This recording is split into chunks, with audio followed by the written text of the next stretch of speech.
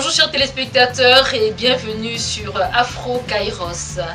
Les gilets jaunes sont de nouveau sortis dans les rues du territoire français hier pour exposer leurs revendications fortement légitimes.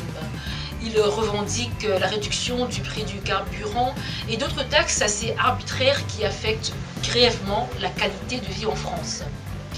Le Premier ministre, quant à lui, a à nouveau convoqué un comité d'urgence, celui-là très médiatisé, afin d'arriver à un consensus, à un accord avec les Gilets jaunes.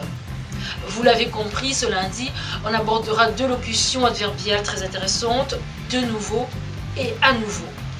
Comment faisons-nous la différence entre ces deux locutions ? Nouveau vient du latin novellus qui veut dire vient d'apparaître, quelque chose qui vient d'apparaître. De nouveau, c'est donc simplement dire une fois de plus pour la seconde fois. À nouveau, en revanche, veut dire une fois de plus, encore une fois, mais de façon différente. Une fois de plus, mais autrement. C'est donc là toute la différence entre de nouveau et à nouveau. De même, ce serait une erreur, un contresens de dire, ou alors un pléonasme plus clairement, de dire faire ou refaire à nouveau. Ou alors rappeler à nouveau. On pourra prendre donc l'exemple de Madame Traoré qui dirige une grosse boîte et qui a constamment besoin de l'aide de son secrétaire, Monsieur Dupont. Ce lundi matin, Madame Traoré arrive à son bureau et se rend compte que Monsieur Dupont est absent pour la énième fois ce mois. C'est donc avec une certaine appréhension qu'elle s'exclame « Monsieur Dupont est à nouveau en retard ce matin ». Ou alors, elle se rend à son domicile le soir à la fin de sa journée de travail et elle assiste son petit garçon dans la réalisation de ses devoirs. Elle se rend compte que son fils est confronté à une difficulté dans son devoir de mathématiques. Les résultats d'une opération concrète étant incorrects, elle invite son fils à refaire un exercice. Elle lui dit « Ce problème n'est pas bien résolu, il faut que tu le fasses de nouveau ». Ces deux exemples sont incorrects. Pour la simple raison que, comme on l'a dit antérieurement, de nouveau voudrait dire faire quelque chose de la même manière, encore une fois, et à nouveau veut dire refaire quelque chose, mais autrement. Donc, on prendra des exemples d'usage correct, si vous voulez, des deux locutions. Madame Traoré, dans les cas d'espèce, devrait dire, lorsqu'elle arrive le matin et se rend compte que Monsieur Dupont est absent, elle devrait s'exclamer « Monsieur Dupont est de nouveau en retard ». C'est le même retard depuis plusieurs jours. De nouveau. De même, lorsqu'elle assiste son petit garçon dans la réalisation de ses exercices de mathématiques et qu'elle se rend compte qu'il y a un exercice qui n'est pas correct, elle devrait dire « Cet exercice n'étant pas correct, tu devrais le refaire à nouveau.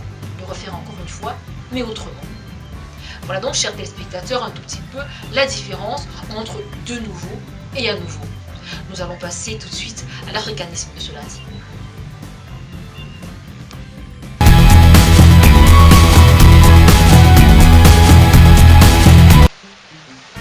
Dans la rubrique des africanismes de ce lundi, c'est dans le Nouchi qu'on puisera notre inspiration. Le Nouchi, comme on l'a dit dans des émissions antérieures, est créé dans les années 70 et est perpétré davantage dans la décennie des années 80. Le Nouchi naît un tout petit peu de la rencontre de la langue coloniale qui est le français, qui entre en contact avec les langues locales parlées en Côte d'Ivoire.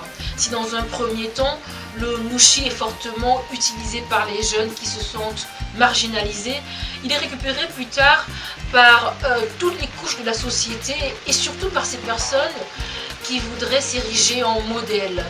Le Nouchi aujourd'hui fait donc partie intégrante du français ivoirien. C'est donc dans le Nouchi qu'on puisera le mot moisi.